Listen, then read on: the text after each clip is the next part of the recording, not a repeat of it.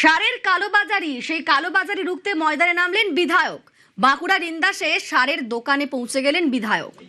কোনো কালোবাজারি বরদাস্ত নয় বলে হুঁশিয়ারিও দিলেন। আমার সঙ্গে দেবব্রত রয়েছেন, প্রতিনিধি দেবব্রত। সারের কালোবাজারি রুখতে বিধায়ক তিনি কি বললেন? একেবারে দেখো, প্রত্যেকটি দোকানে দোকানে গিয়ে দোকানদারদের বোঝালেন যে কোনো রকম সারের কালোবাজারি চলবে না। বিগত দিনে যা করেছেন, তবে বর্তমান সরকারের আমলে কোনো রকম কালোবাজারি চলবে না।